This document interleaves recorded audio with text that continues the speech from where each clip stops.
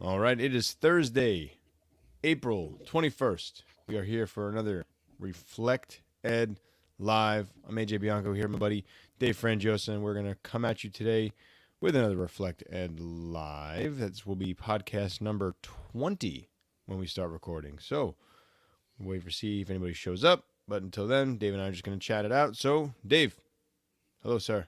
How's spring What's break up? going for you?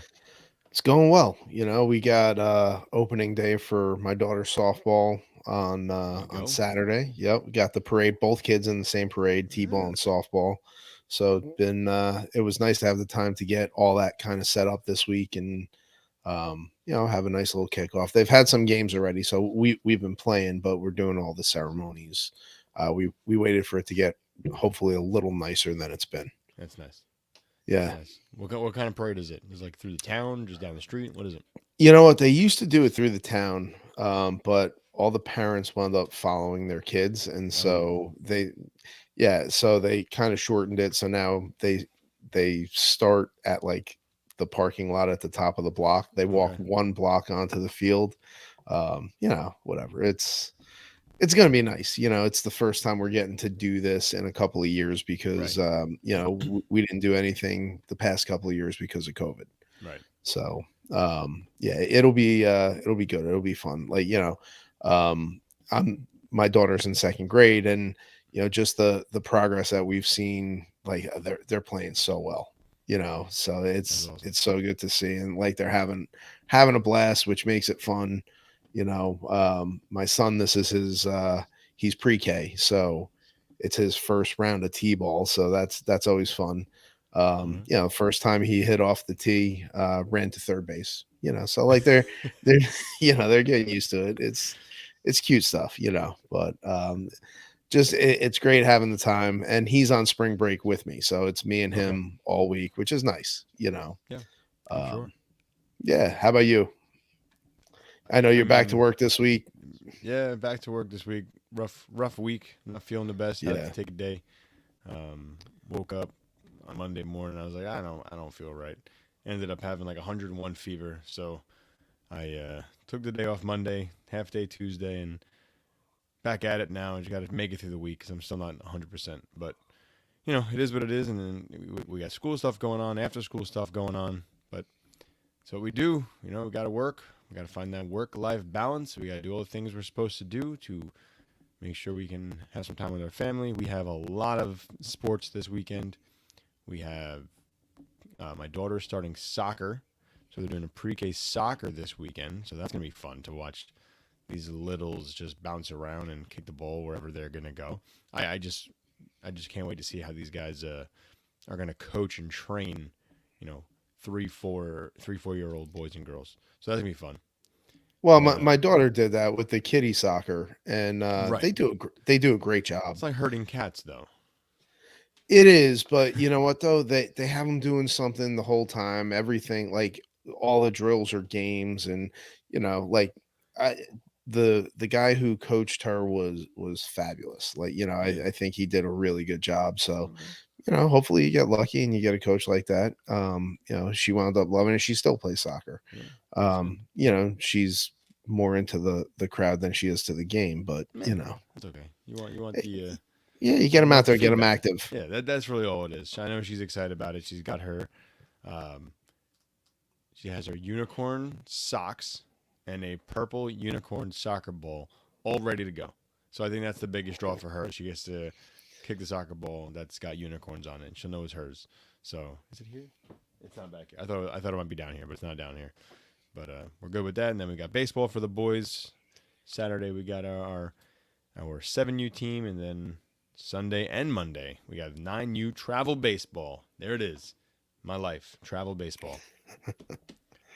I'm the idiot who coaches as much as I can. So Hey, I do the same thing. I You know know what it's though? fun. It's fun. I Yeah, got to do it. Got to do it. It's how they play, right? that's it. Got to keep them active. All right. So Dave, it looks like it's gonna be you and I for the live. I don't know who's watching, but if you're watching, hello. Let us know that you are watching in the comments. We're going to get started in a little bit just to give you the heads up. We are going to be talking about how we can end the year strong. We're going to give you some of our best ideas to get moving, continue moving in the right direction to end the year strong. So, Dave, you ready to get this thing really started? Yeah, let's go. All right. So, from this point on, this will be episode 20 of the Reflect Ed podcast. So, here we go. All right. Welcome to Reflect Ed. This is AJ Bianco, your host, and I am here with my man, Dave Frangiosa. Again, we are doing this live. So, if you are checking this podcast out for the first time, say, what is this live thing you're talking about? Every other Thursday night, Dave and I meet up. We do a little live broadcast through YouTube and Twitter. We've been doing it for a couple of weeks. Pretty successful, I think. I feel it helps me get this podcast moving. I do have some other episodes planned that will be in the middle. So we'll have some interviews with some awesome people going forward. But this is episode 20, and we are going to talk about how we can end the year strong. So Dave and I are going to give you our best bets, and Dave, from the classroom perspective, has some great outlooks. I'm going to speak from the leader's perspective because it's very easy for us to now focus on a lot of different areas. But, I think we got to make sure we keep our eyes to the end goal, and that's getting our students the education they deserve. So before we get started, Dave, say hello to the people. How's it going? Doing well, doing well. All right, Dave. So let's start with a question before we just jump into what we had in mind. When you think of the end of the year, besides the summer, because that's what everybody wants to go into education for, summer vacation, what is your thoughts of the end of the year? So we're coming out of spring break. What are your thoughts for the end of the year? Where's your focus? Just getting going. So my focus has changed over the years, right? So, if you would have asked me that question a couple of years ago, it would be on, wrapping up grades, making sure students have collected enough points. And, since shifting my mindset, like the way I look at the end of the year now is a final opportunity for students to show how much they've grown and what they've learned over the course of the year. And it may not sound like a difference, but like that shift in mindset, like the way we talk about things, and I know I say this all the time, but the way we talk about things, it changes the way that we think about things and how we engage with them. And whether that's students, whether that's grades and points or learning, whatever it is. And so now the focus is we've been practicing. All right, show me how much you've grown. And so as we get into this final stretch, I'm giving students the last things that we need for the curriculum so that they can get into their final project. Their final project is about a month long, and it incorporates everything that we've done over the course of the year. All the skills, and once again, it's not an I gotcha. It's just like, okay, I know where you're at. Let's see if you push that even further since the last time we talked. And I think that's really important for you when you have, the students their last opportunity. And we can remind the folks in a second what you teach and the grade level. But I think it's really important for your kids, especially in the direction they're going, as high school students, to really show their growth, because it's only going to set them up for success as they move forward. What you're doing in your classroom, not just the way you're grading and doing it like that, but the way you're allowing the kids to really share in the learning and really make it a student-centered process that only is going to help them as they move up, to junior year, senior year, especially when they have to speak more and show more and really be independent learners. Yeah. And so what we do, and the way that I kind of frame it is, their task over that last month is, we do our final grade conferences. Like, so we do grade conferences, and their job over the next month or so is to collect evidence to support their level of learning. Right. And so whatever that looks like to them, and this is nothing new, right? This is, we've practiced all of these different things. So it's not like, okay, here's this brand new thing. Now show me that you learned it. It's just like, here are all the things that we're practicing. Mm-hmm. The types of evidence that we've been looking at and discussing all year over this last month. Collect that. Let me know what level you've attained these skills and acquired this knowledge, and we'll have a discussion, yeah, kind of like an exit conference. That's so important, so meaningful. Really giving the students a lot of voice in their learning, I think, is extremely beneficial. All right, Dave. So let's jump into this thing, and you know, we numbered them, but we don't have to number them here because I think we have different views as to what we're going to do for our best bets to end the year. So, Dave, what's one thing, what piece of advice would you give to teachers right now to end the year on the right note? Be consistent, right? That's the most important thing. When you're approaching students, what you valued all year long, you can't change that at this point, right? There's not enough time for them to practice. There's not enough time for them to to really kind of like if you were doing traditional tests and all that, and you say, oh, I want to switch it up and make it fun for the end of the year, and so now we're just going to do like this big in-depth project, and you've never practiced that, that's going to be kind of stressful for students, because it's, well, okay, what do they want? What am I trying to do here? How's this going to impact me? And they're going to trying to be navigating what they think you want, as opposed to just really engaging with the learning. And like, so it might backfire for both parties. The students will get stressed out, which in turn will frustrate the teacher. They think, oh, I planned this big fun thing and nobody wants to do it the way that I wanted them to do it. And so, just be consistent, right? Um, Approach them the way that you've approached them all year. Um, that's really it. That's the biggest thing. And I mean, that's always been the biggest thing in education, is consistency, right? Students knowing what to expect and how to engage with you, and having those clear outcomes, those clear goals, that this is what we're targeting.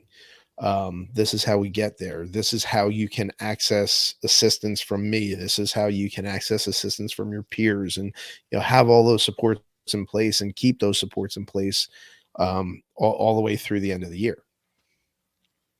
Absolutely, consistency is key. So that kind of leads into, what I was going to say for my tip for everybody: lead by example. So when you're talking about being consistent, I'm saying lead by example. Consistency is part of this. So come into work each day, be enthusiastic, show that you actually want to be there, because what we're going to say is, remember your why, right? Why did you come to work? You come to work because you want your summers off. Did you come to work because you want to be there for the kids? You want to educate your students.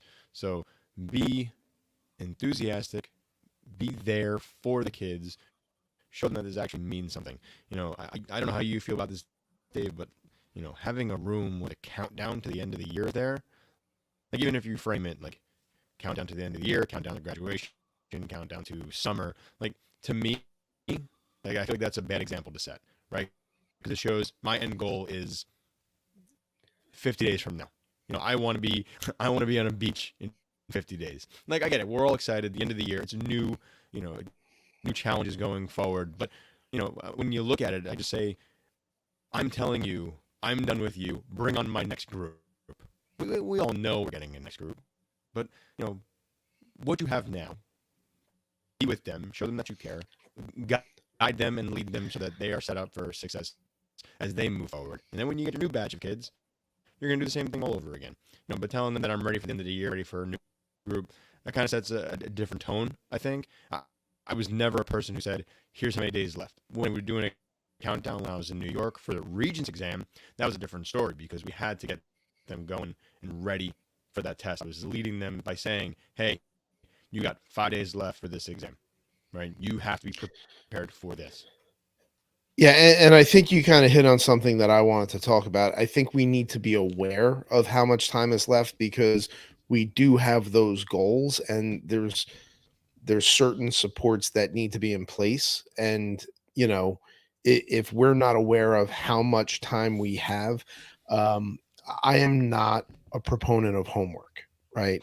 um, I I think if it's important enough for me to assign to students, it's important enough for me to make time in class to do, right? I never want my students learning something at home on their own. And there's a few reasons for that, and that's not what tonight's episode's about. But like for me, I have to be aware of how many days I have with students so that I can plan, okay, here's what they need to be successful in their final project. So here are all the things that I need to make time for, and I need to explicitly instruct or provide scaffolding support, whatever it is, so that they can successfully meet that final challenge. So I understand what you're saying. It's not a countdown like I can't wait to be done, but it's just Mhm. like, okay, I'm aware that I only have, I think it's something like 28 class sessions with my Mm. students, Mm. which for me, I look at that and I was just like, I wish I had more. Right. Like that to me is, it's never enough time, and so I think it's something we have to be aware of, how we frame how we're aware of it. I think you're right. It sends a message, right? Are we kind of coasting to the finish saying, our learning's done, we just need this to be over? Or it's just like, okay, you know, here, how much stuff can we get in the time that we have together? Right. How can I add value in our last 29 days? Mm-hmm. Right. You I know, mean, look. um, go ahead. No, I was gonna say back when I was in the classroom, I had students come up to me and say, "Oh, Miss Bianco, we have 35 days left. Did you know that?" My answer was always no, even though I knew. Like I knew, but I didn't. They don't need to know that I know, right? When we get down to the June, I say, "Wow, it's June, guys. We're really running out of time here." That's a different situation. But like the other day, I had a kid come up to me and say, "Miss Bianco, we have 45 days left of school." I honestly had no idea, and I was like, "Wow, 45 days. That's really not a lot of time to do what we need to do." And they're like, "Yeah, it really seems quick." So I'm trying to send that message. That's Yeah. just me. I'll count down. Obviously, we're all looking forward to a new year because maybe we're getting right back into the thick of things. But for the kids' sake, I really don't like to be like, "Hey, 45 days and you're gone. See ya." you know. No, Um, and I get that. And look, your role and my role are a little different, right? And so you don't have the day-to-day planning anymore, and mm, you're looking more big picture. So for me, I'm somebody, and don't take this the wrong way. I don't know what I'm doing on the 180th day of the year, right? But like I like to plan way ahead of time. I like to have a framework for my entire year. And I like to project out, say, okay, typically this is how long this takes. And I adjust based on student needs. But like, I know that, okay, I don't have the time that I normally take on this. So I'm going to cut this piece out because it's not as crucial as these other pieces. So I'm going to make sure I highlight the things that are more important, and then, leave out the things that, maybe they'll see again at some other point or are easier to pick up, like, if they take second run physics or whatever it is. and we didn't say it, but this kind of all falls into our next piece here, and that was create goals. Right? You have goals for yourself. You have goals for your students. So figure out what those goals are that you want to accomplish. If it's really curriculum based, you have goals you have to get through for that. Understandable, right? Go through the curriculum, set your goals up, how you're going to get to the pieces you need to get to. If you're doing projects, figure out the goals that you can plan out, as Dave was saying, exactly how that project is going to run for the last month or wherever you have left that you need to do. But also create goals for yourself because you still may be working with one student who you're really trying to break through, and maybe these last couple of days of school that you have left, this is the time that student's going to let down their guard because they're going to feel something. They're going to have some emotions as they move forward. So set goals. Try to get that one student that you haven't connected with. Make that your goal for the end of the year. Personal goal, not a classroom goal, but a personal goal for yourself that you can say something about each and every one of your students before they leave your care. And yeah, I think this goes back to one of our previous episodes, when how do we measure success? Mm, And it is a personal thing. So when we talk about setting goals, yeah, I have, my personal goal is that every student in my class meets their personal goal. So like they set goals at the beginning of the year, and I try and do everything in my power to be the coach that helps them get to those goals, right? So my personal goal is to provide enough support to each individual student that they can achieve their personal goals. I don't really care how much content I cover. And I know that sounds terrible, but like it's not about that. Like, because Mm-hmm. when we have that mindset of, all right, my goal is to cover content, Yep. well, covering content and learning are two totally different things, right? So if that's our goal, well, then we're going to sacrifice learning to cover content, right? So I need to get through X amount of chapters or X amount of topics, whatever it is. And like, yeah, that, the more the better if it fits, right? But if we're sacrificing learning, or if we're sacrificing growth and development of our students, right? If we're sacrificing their social emotional well-being, anything like that, as we're meeting our personal goal of completing the curriculum, well, I'm just not willing to sacrifice that, so I'd rather sacrifice a topic, Mm-hmm. right? So maybe instead of covering 7 topics, I cover 6, but now my students have learned those 6 topics, right? They have a better handle on the science practices, and Mm-hmm. their social emotional well-being has not been sacrificed. You're talking about sacrificing curriculum. That's fine, but when you're forcing the curriculum, you're sacrificing the relationships, right? If you're Yeah. just going through the motions and you're just teaching to teach with no positive outcome, or if you're just saying, "Hey, I have to get to this. This is going to be on your test." What are you doing? What's the message you're sending? And that's not the message we want our students to understand, right? So as Dave is saying, if you have to sacrifice something, or if you can combine your standards and your curriculum together, combine it. If you need to get it in there, if you know it's going to be something they see on day one when they go back to school in August and September, it's a different story. But if you can push it back, or you can kind of find a way to give it to them a different way, you know, don't shove it down their throats just to do it, to say that you did it to cover yourself. Don't lose your kids. They've been really happy with you the whole year. Don't lose it now. Yeah. And I mean, we don't always meet all of our goals, and that's okay. And without fail, I have students that aren't successful in the class, don't get credit. It's not something that we like to see happen, but at the end of the year, I have to look back, and if I can honestly say I gave that student every opportunity, we've had conversations, they've gotten the support, so if I can answer all those questions, that, yeah, like, I don't think there was anything else that I could have possibly done. I communicated to guidance, I communicated home, right? This is not a surprise. All of the supports, all of the pathway forward Mm-hmm. was there, it was Mm-hmm. available, it was communicated. So there's still going to be negative results, right? Like, this isn't like, oh, everybody's going to do great. Like, that doesn't happen, that's not realistic, right? But if we provide a pathway for every student, right, as long as we're doing that, and we can honestly say that, yeah, you know what, I did my best, um you know I can live with that. It doesn't sit well with me, but I can live with it. Right.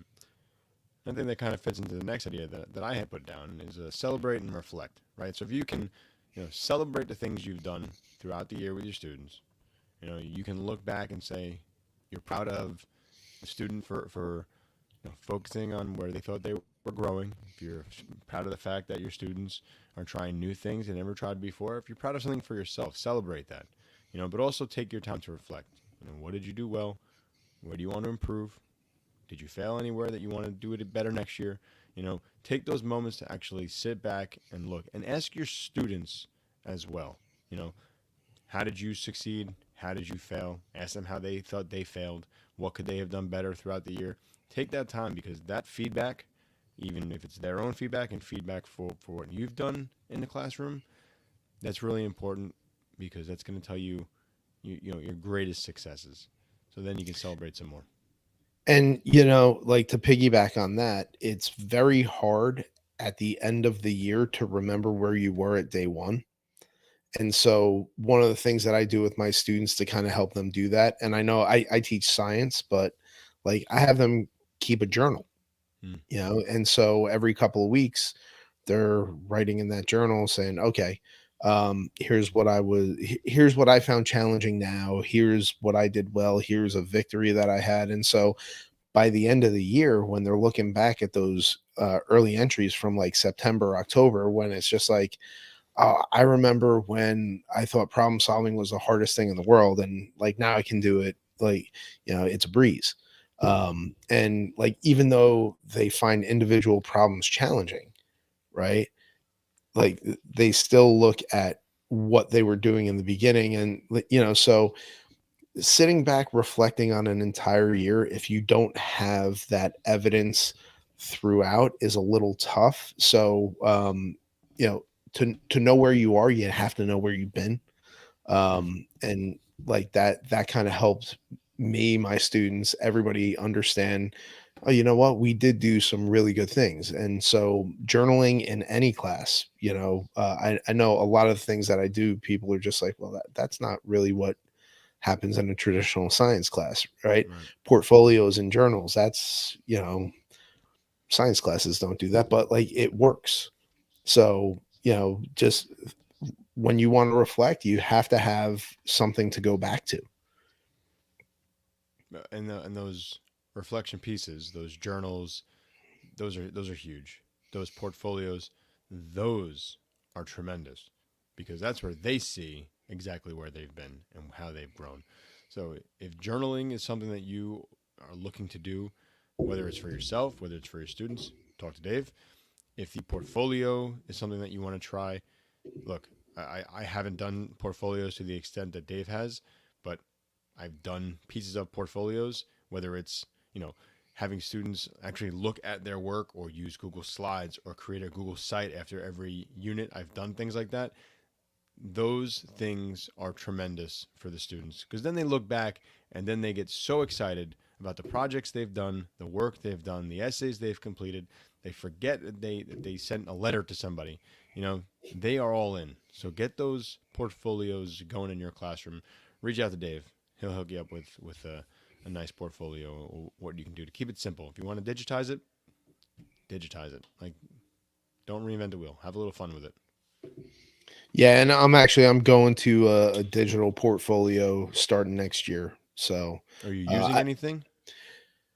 yeah, so I'm gonna start using Got Learning. Yep. I was using paper portfolios because up to this point there was nothing that really did what I wanted it to do. But Got Learning is gonna help me organize things, and I think it's gonna make that portfolio even more valuable. Yeah, and you've spoken about Got Learning before. So if you have questions about Got Learning, you have a beautiful interview on your podcast with Mike Rutherford, correct? Yep, There you go. yep. So check that out. Do you know what episode number that was for your podcast there, Dave? We don't No. have numbers. Just check out the podcast. Check out Dave's podcast. Look for Mike Rutherford, and you can learn about Got Learning, which is a tremendous tool that Dave is really behind that he's going to use going forward. Dave, what else? What other piece of advice do you give to end the year strong? So I know you had up there have fun, and I I agree with that, right? But I think we should be having fun the whole year. Agree. I think we put too much pressure on things. I think we focus on the wrong thing sometimes. But yes, we can be serious, but we can also have fun. And I think part of educating kids is having them understand the balance between the two, Mm-hmm. right? So our classes are an hour long. I don't expect a kid to sit there for an hour straight and not crack a joke. Right. So That's true. yeah, so we got Chris Nessie joining us in the chat, and Yeah. what is this fun you speak of? Yeah. Right. So yeah, look, it's been tough lately. I'm not going to sugarcoat it. Like, and we all know that this year, and I've written about it, I've spoken about it. This has been my toughest year yet. You know, but like there are still those moments where you authentically connect with students and you just enjoy them and have fun, so um their relationships are the key, right? Like we have to connect with students on a personal level, and part of that is having fun with them, cracking jokes with them, and Hmm. it's sometimes like stepping away from being serious helps you um you know get more done. Yeah, yeah. I don't know if I said on here before, but I had a mentor back in the day who told me be childlike, not childish. So, Yep. have fun with it. It doesn't have to be, I'm going to set up Kahoot or quizzes. Not fun like that. Like, bring your energy. If you haven't let your kids see who you are after all this time, show them. Smile with them, laugh with them, show them a different side of you to end the year. Let them go into summer really think that I had a best time with this teacher because they allowed me to be me and that you were yourself. You know, we always hear don't smile until Christmas, but we're way past that. So have fun, enjoy it, live it up, let the kids show their side, let down the guard a little bit. Not everything has to be a detention, or some nonsense like that. Smile, be with them, show them that you have that caring side. I'm sure you do. I'm sure you've shown it, but this is a little different. Well, Chris, say your childish is okay every once in a while. Speaking from the big child right there. So yeah, look, and Chris also said, you know, if you're an educator and you're not having fun with your students all year long, you need to leave the profession. I don't know if I'd go that far. I think maybe we need to reevaluate our approach, and try and bring in a little more levity. And you know, at the end of the day, I think we project a lot of our thoughts and beliefs on students, and like this is important because I say it's important. Mm-hmm. And really, how much of this stuff that we teach is consequential to their lives, right? Right. So it's he says nope, get out. uh so look, how many of my students are really gonna apply the you know the loop rule and the junction rule in their everyday lives, right? Like, it's just like even the ones that go to be electricians, right? Like they'll take those tests as they're going in, like to be journeyman or whatever, but like, they're not doing those calculations in their head, like, like those basic understandings and like just critical thinking and problem solving and just being able to form arguments and all the things that like they relate to everything that we do, like Mm-hmm. it has nothing to do with the content. So if we stop, and it's not that your content's not important, right? Like, and I get that, but like we need to take a step back and say, like, what do we really value? What are we trying to instill in them, you know We should probably let it be known that not all content really is important. Look, I see, I would even venture to say that when we're in a high school setting, there's very little content that's important, right?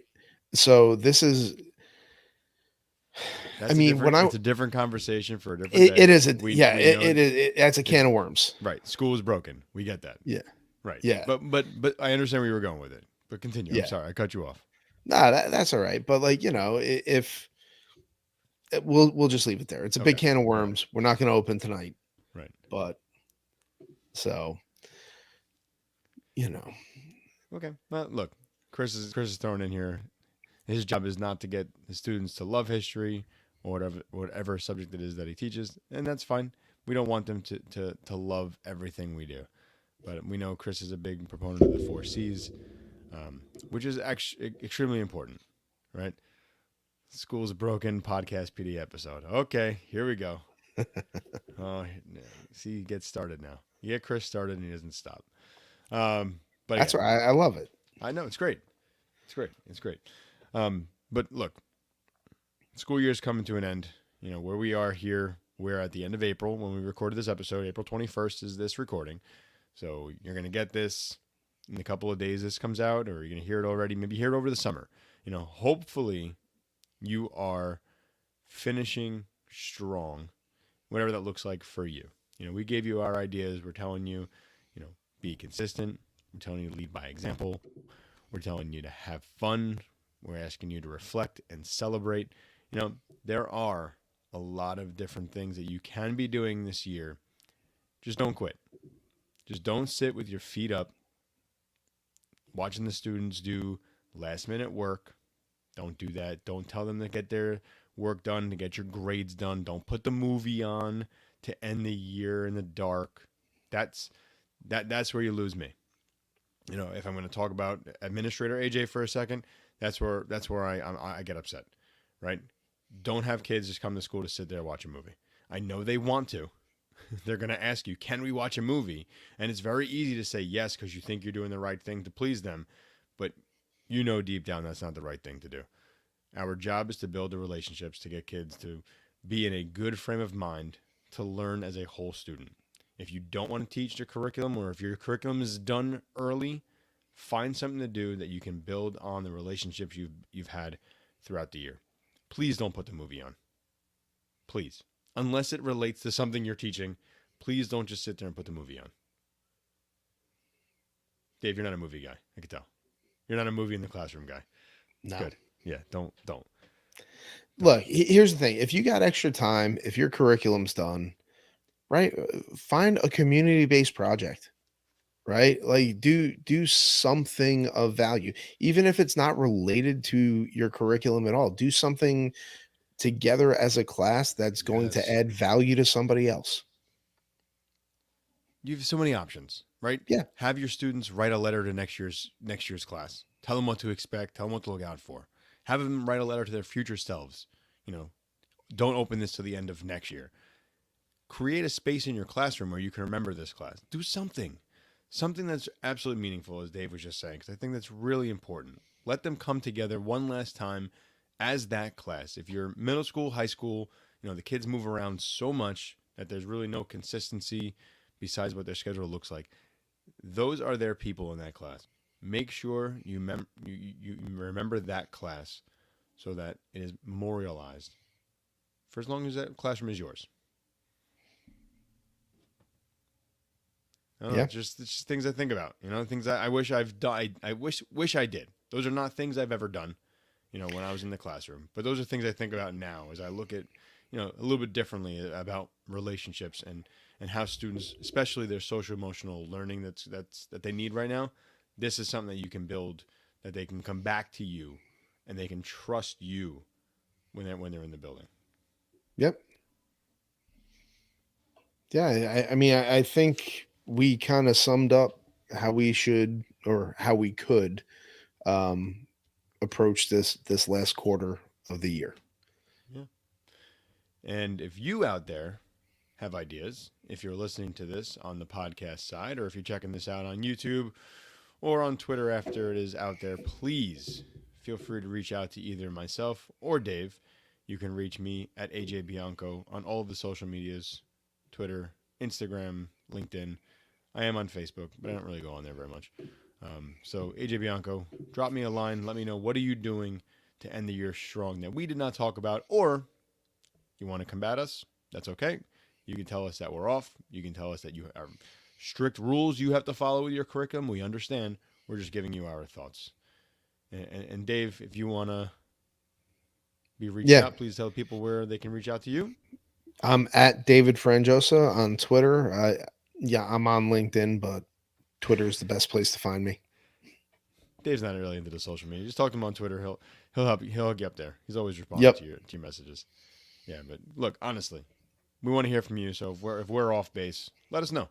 You know, and if you do agree with us and you like what you're hearing, we would appreciate you share the episode 20 of Reflect Ed.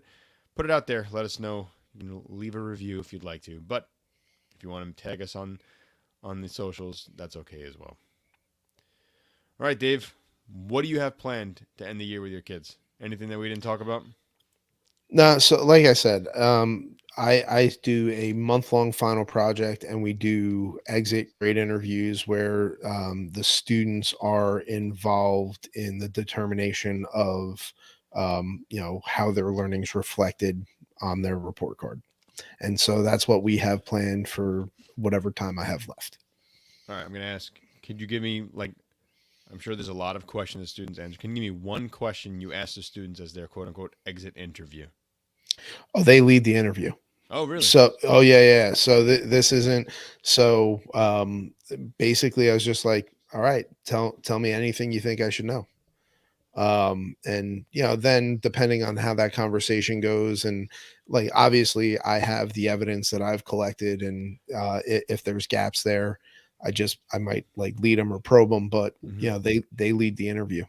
Okay, so it's not a scripted conversation. You just kind of No, let them no, no, speak no. to their things, and you just respond to how they feel. Yep. All right, fair, fair. And I'm sure it's more meaningful than they think it is when they get started. I'm sure they walk away and say, "Well, that really did help me." And it's not the first time they've done it either. Of And course. like I said before, like nothing that happens in my class is ever a surprise. And I think that's just the most important thing because as we get to the end of the year, it should just be a culmination of everything that they've been practicing. Yeah. And so that's kind of how I approach it. Right. But this is their biggest one. This is like their biggest interview yet. Small pieces that have been going on. They don't look at it like that. They don't get a little No, nervous. not really, because They're it's used to it. not an I gotcha. It's Right. if Right. we Right. have evidence that they've been performing at this level the whole year, this is just their last opportunity to push it even further. Got you. Got you. Yeah, Well. so like there's really no pressure to it. Mm-hmm. That's fair. That's fair. And out there, listener, if you want to know what Dave does, reach out to him on the socials. As we said, hey, we'll be happy to respond. But I think that's good for right now. What's going to end the year strong, everybody. Like I said, this is the end of April, so you got May, you got June, you got a great opportunity to keep things going. So that is it for us here at Reflect Ed on the live side. And thank you, We will. Chris Nessie, for joining us in the chat. Don't shout outs to Chris Nessie. If you want to talk to Chris Nessie, go ahead, go follow at Mr. Nessie on Twitter, CJ Nessie on Instagram. Just keep it consistent, Chris. Keep it consistent. Anyway, we'll be back in 2 weeks. That's gonna be May. Wow, Yep. Jumping into May. All right. Well, we'll see you in May. Do well. Finish strong. Have a great rest of the week. Bye, everybody.